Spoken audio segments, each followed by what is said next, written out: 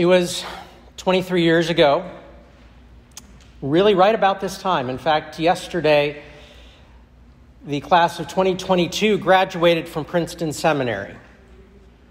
So 23 years ago, I sat in a sacred space like this with some of the very same people in attendance, my parents and my sister, and I graduated from Princeton Seminary. And I still remember a significant portion of what the president of the seminary, Dr. Thomas Gillespie, shared as a charge to our graduating class.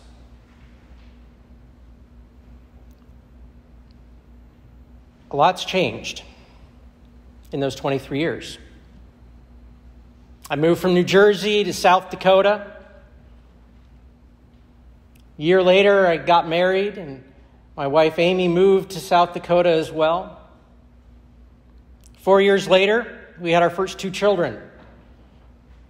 Graduated themselves yesterday from Wyoming High School. A year and a half after they were born, we had our surprise third.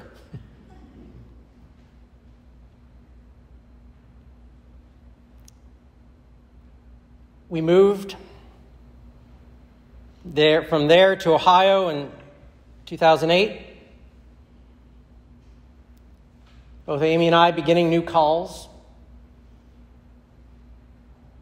In those 23 years, I've served 3 different congregations, in 3 different states, in 3 very different roles. In those 23 years, my beloved Broncos made it to 2 Super Bowls and won 1. And even the Bengals made it and should have won last year. In those 23 years, we've had 5 presidents of our country. And we've lived through and continue to live through world-changing events. The attacks of September 11th and the conflicts around the world that followed. The pandemic that began in 2020.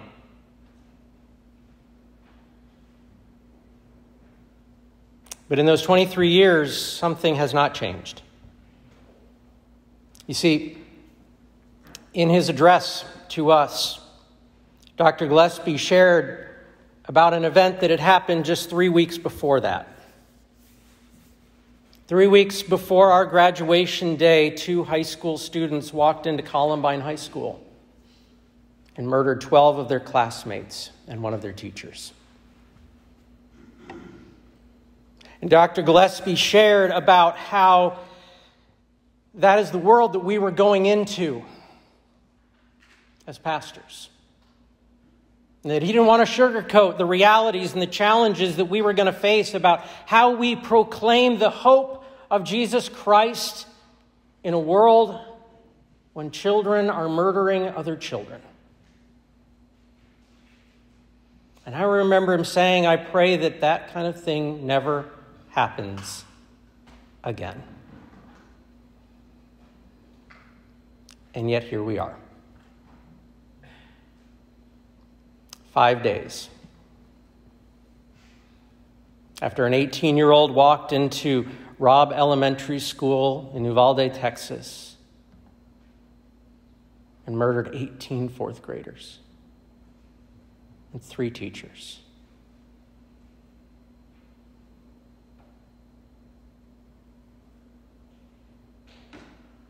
So what do we say? What do we say in a time like this? I mean, we could go down the road of God's presence in the midst of difficult times. And it's true. God is with us.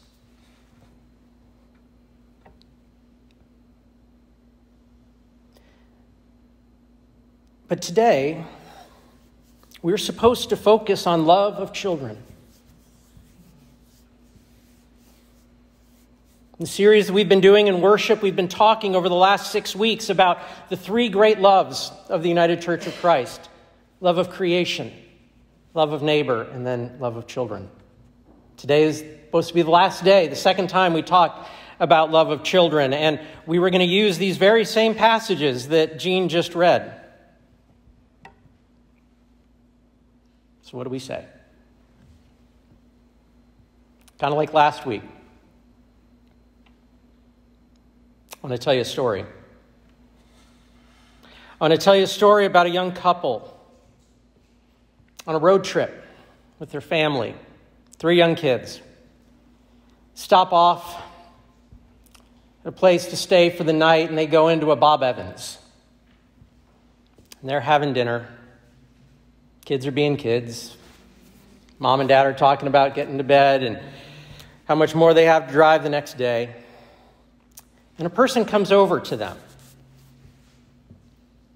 an older person, and says, "Can I just say something about your children?" Okay. What's your secret? Your kids are like the most well-behaved kids I've ever seen in a restaurant. They're engaged and they're polite and they're quiet. And this person then said, "I wish my grandkids were like that." And that couple looks at each other and with that kind of knowing look of like, how do you respond to that? It's a true story. It's happened to Amy and me not just once, but a bunch of different times.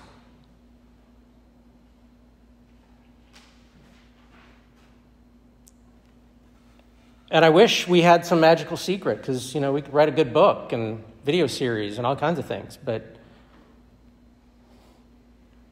it's because it wasn't just us. It wasn't just us. It was Grandpa and Bob show, not B. It was Grammy and Sharon and Grumpy and Sam and Kathy, and Stephen and Scott and Shane. And Denny and Joe and Kathy and Earl and Gary and Cheryl and Stacy and Dan and Ethan. It was Pam and Kathy with a C and Kathy with a K. It was Paul and Claire, Denise and Tatka and their whole family across the street. It was Stephanie and Adam and Larita and Barb and Bill and Ruth, Mary Jo and Don and Brian and Sue and David and Kathy, Celia, Bethany, Sophie, Lori, Graydon, Bill, Lee, Rob, Jessica, Lisa, David, Jana.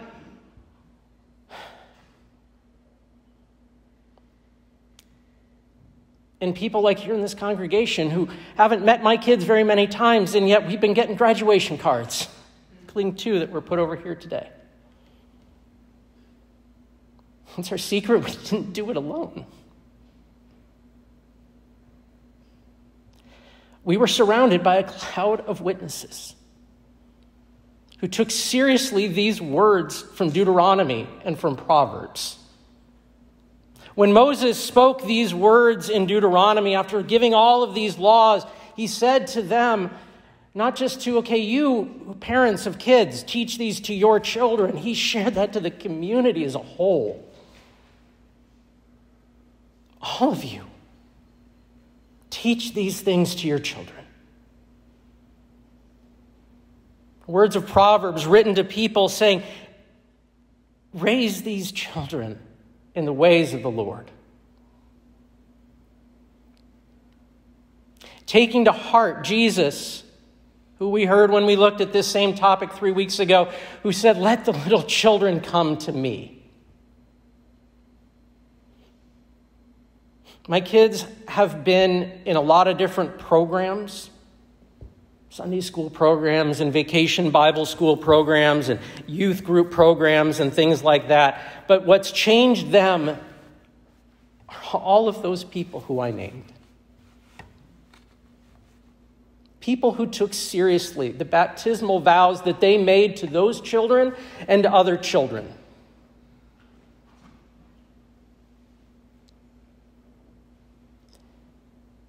That when parents are asked in our baptismal liturgy, will you raise these children in the faith of Jesus Christ? And there's also a question asked of the congregation, will you commit to helping nurture these children? You're answering not just on behalf of that one child being baptized up front, but you're answering that on behalf of every child.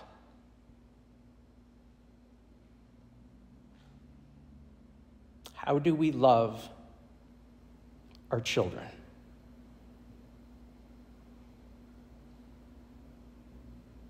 There is a lot we could say today about what do we do about these things.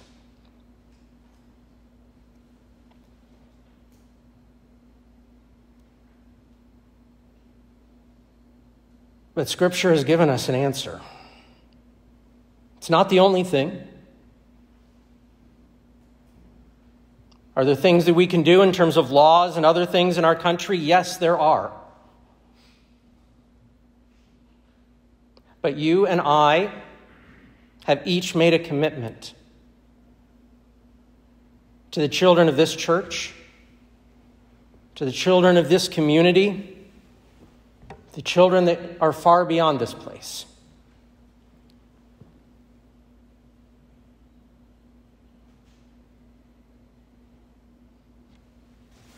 To love them. Not just with money that we put in an offering plate and turning it over to people to run a program and a few volunteers to help. But when we make that commitment, we are saying we are going to invest in children. Kelly shared with me this week, one of the things she has down in the Sunday school room downstairs is a rocking chair. Because she doesn't want to have any, for someone who says, you know what, I've been teaching Sunday school for 30 years. I'm too old to get down on the floor with the kids. Can you sit in a rocking chair for 45 minutes? Yeah, you can. Can you be present with those young people? Yes, you can. I want to make a commitment to you. I want to find a way that some Sunday morning I'm down there. That I'm not up here with you, but I'm downstairs with our kids. Because they need to see me as their pastor, just as much as you do.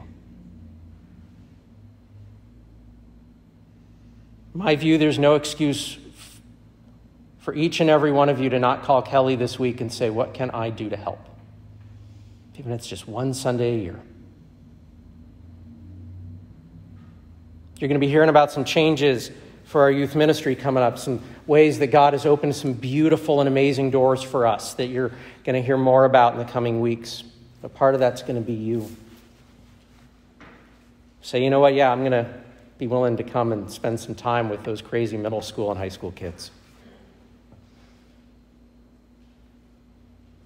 I'll tell you, one of the most significant people in my life is a man named Don, who had retired from IBM and decided he would use his time to hang out and stay up late with a bunch of college students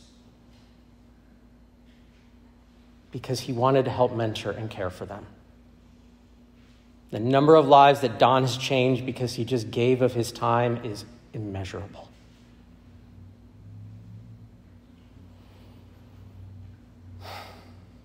So that call is there for you and me to love our children. I think of that young man who walked into that school. Was there evil in that space? Yes, there was. But he was a broken young man. He was hurting in a way that I cannot even imagine. And I wonder, what would it have been if there were people around him who poured themselves into him? What could be different?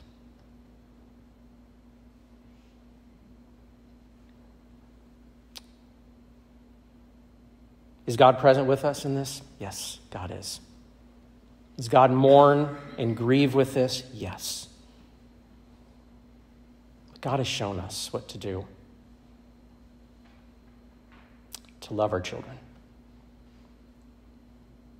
to love our children.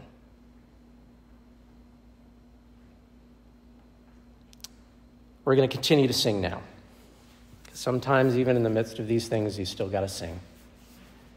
We're going to sing the next verse of God of grace and God of glory, and then we are going to pray together.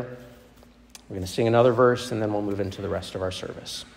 So I invite you to please stand in body or in spirit as we sing together.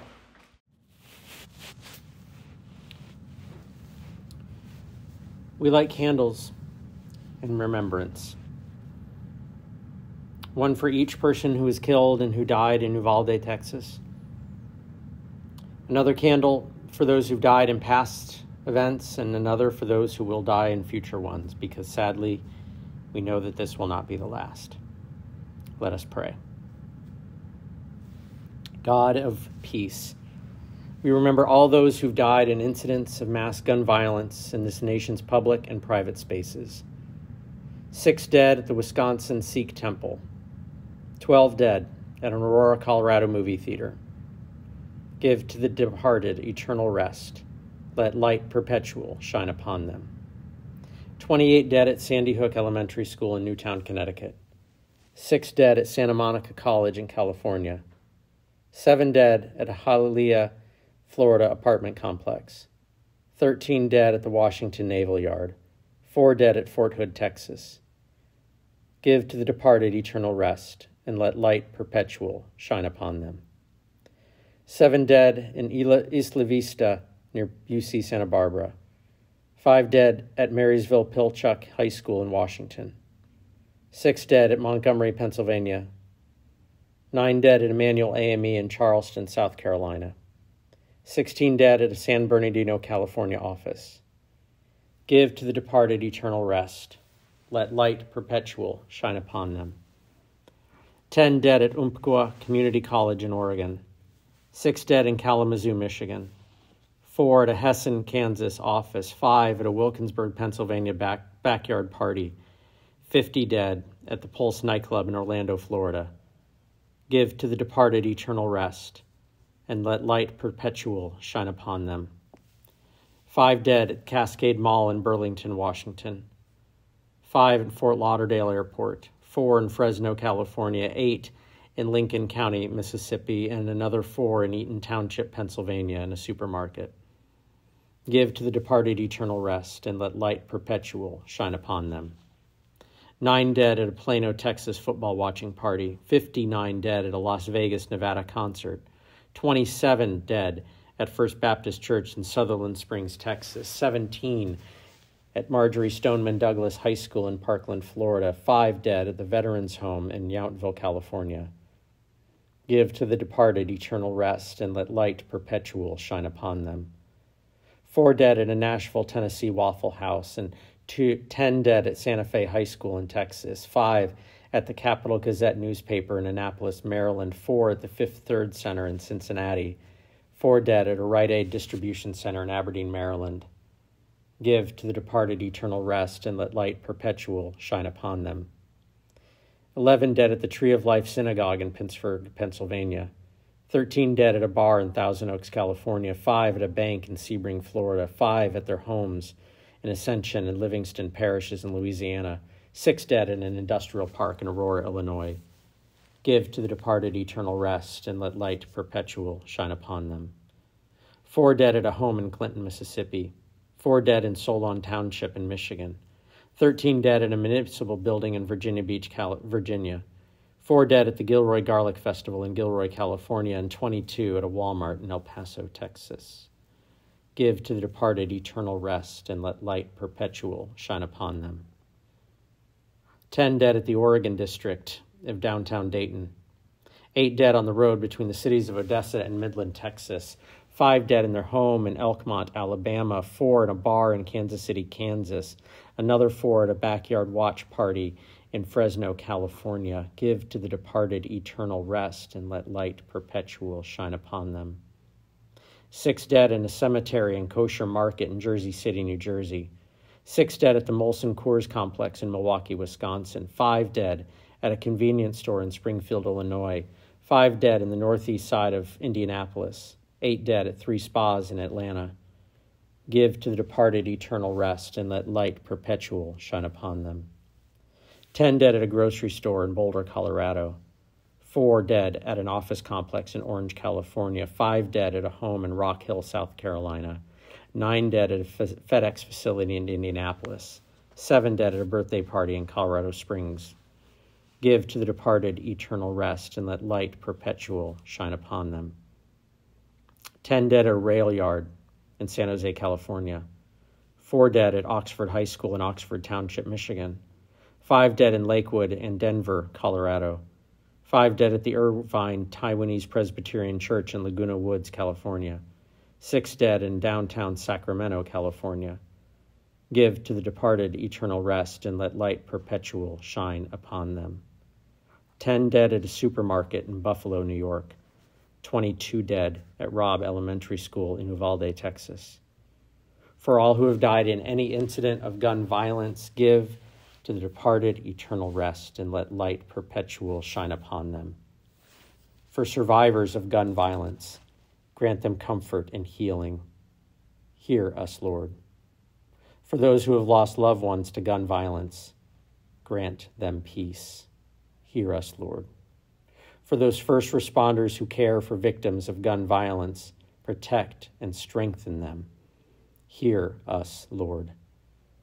Lord, have mercy. Christ, have mercy. Lord, have mercy.